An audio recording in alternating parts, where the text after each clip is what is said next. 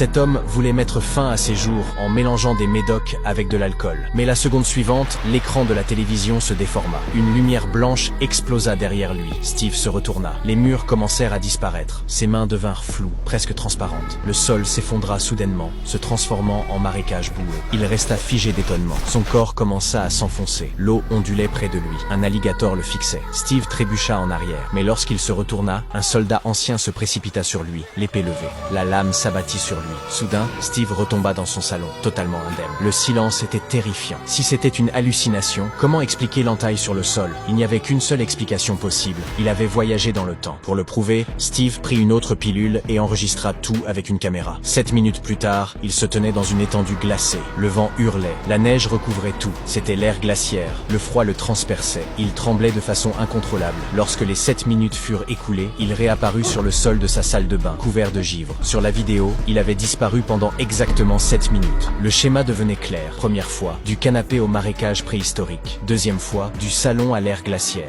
Ce qui signifiait que l'endroit précis où il se tenait déterminait où et quand il se retrouvait, et que la drogue ne durait que 7 minutes.